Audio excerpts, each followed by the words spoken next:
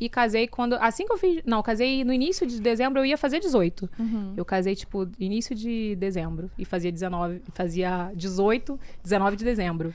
Tá, mas e aí você achou o quê? Que era amor da vida? Não, gente... Ou foi, Olha... Como é que foi isso? Só foi. Olha, eu acho que esse podcast que vai ficar 3 horas, que é muita história, gente. Pelo amor de Deus. Não, pode contar, a gente tá afim de escutar. As pessoas falaram que não aceita menos de 4 horas. Mas eu quero nem saber, não sai daqui hoje, não tem hora Então, mesmo. a gente também não. O que acontece?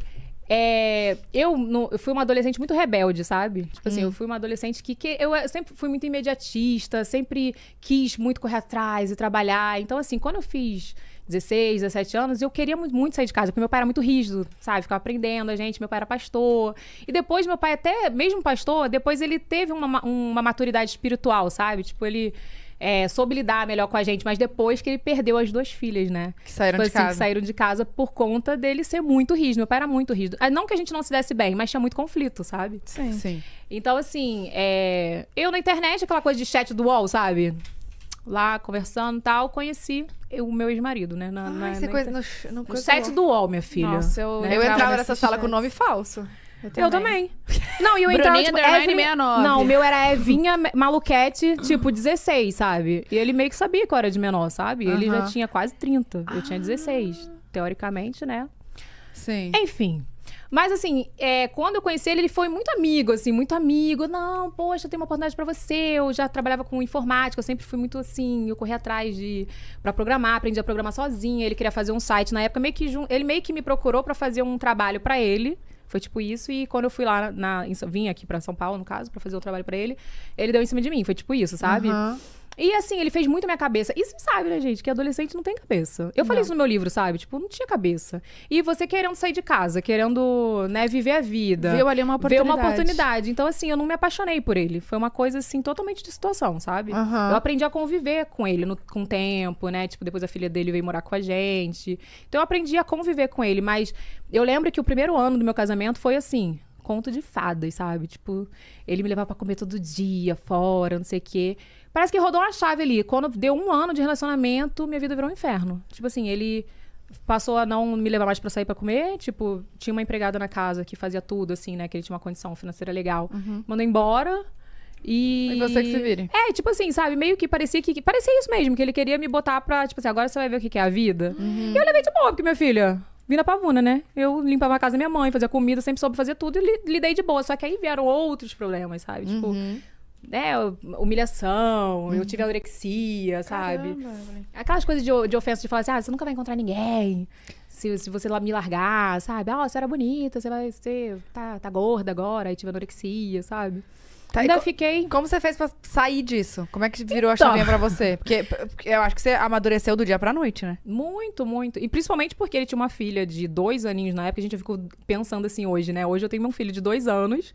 E ele pegou a filha dele... Pegou não, né? No caso, a mãe deu a filha pra ele, pra cuidar. E eu com 18 anos, 19 anos, assim... Já me vi mãe, madrasta, né? Tipo, aquela situação ali... Ela morava... A neném morava com você? Foi morar comigo depois de 1 ano, se eu não me engano, que eu tava com ele. E Chocada. aí, foi muito louco, assim, uma história muito louca. Eu tentei sair do relacionamento várias vezes, assim. Tiveram alguns episódios, assim, bem... trashes, assim, sabe? Tipo, o último que foi a chave, assim, que eu virei e falei, não, cara, eu preciso sair desse relacionamento. A gente tava numa festa, e ele era muito ciumento, sabe? E ele dava baile, aqui em São Paulo fala da baile, né? Tipo, ele era DJ e tal. Tá. E aí...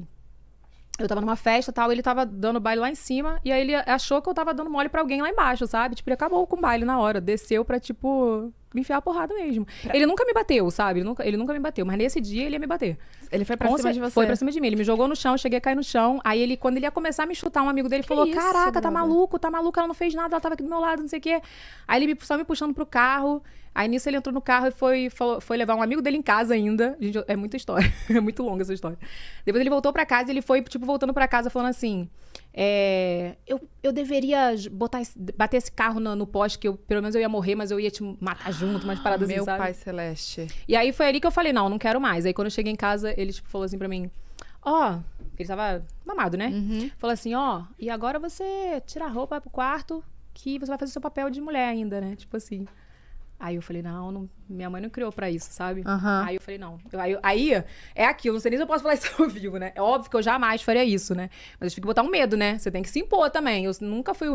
Por mais que eu ficasse... Por mais que eu aguentei essa situação 5 anos, eu me... Nossa, 5 anos. 5 anos. Meu Deus.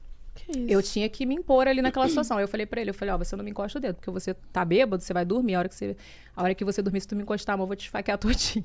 Eu, tipo, nesse nível. Aí ele não me encostou, tal, e aí foi quando eu vim embora. Eu fui embora pro Rio. E aí ele foi atrás de mim ainda, entendeu? Mas Todo aí, aquele rolê. todo aquele rolê, tal. Eu perdi um bebê também dele, sabe? Foi uma coisa muito, foi uma situação muito difícil. Foram 5 anos de só tragédia. Não, e amadurecimento na marra mesmo, Na né? marra, na E marra. muito nova também, Nossa. né? Longe da família, tendo que conviver com uma pessoa ali que você não era nem apaixonada. Não. E Não, você acha tendo que, eu né? acho que isso doeu nele, sabia? Quando a gente terminou, o que aconteceu? Quando eu fui pro Rio, ele foi atrás de mim. A gente morava aqui em São Paulo. Ele falou, não, você tá sentindo muita falta da sua família. Ele era muito som, sabe? E chegou, não, você tá sentindo muita falta da sua família, né? Vamos fazer o seguinte, vamos montar uma casa pra gente no Rio de Janeiro. A gente vai dar super certo agora, vai dar tudo certo. Chegou no Rio de Janeiro, né, minha filha? Ele continuou na gandaia dele. E eu acho que isso incomodava ele, porque, tipo, eu não ligava muito. Eu não era apaixonada por ele. Não tive aquela coisa, tipo, você conheceu... né, o Júlio, você conheceu o seu amor, você teve aquele negócio. Eu não tive aquilo, foi uma coisa que eu queria sair de casa, né? Então eu acho que isso machucou ele um pouco depois, quando eu fui terminar. E aí, quando a gente foi pro Rio, ele ainda foi atrás de mim e tal, eu comecei a fazer faculdade. E aí eu conheci o Diego. Mas não foi por isso que eu me separei. Muita gente fala, você separou porque conheceu o Diego. Não foi por isso, eu conheci o Diego, a gente era muito amigo e tal. Ele começou a implicar muito com o Diego, eu não tinha nada com o Diego na época. Sentia. Sabe? Já sentiu que ia ser meu marido, né? Há 10 anos, né? Acho que ele sentiu. Caraca. Ainda quando você se mudou pro Rio, vocês ainda estavam juntos? Eu não entendi. Então, eu fui embora pro Rio. Aham. Quando teve esse babado todo, eu fui embora. Larguei ele e fui embora pro Rio.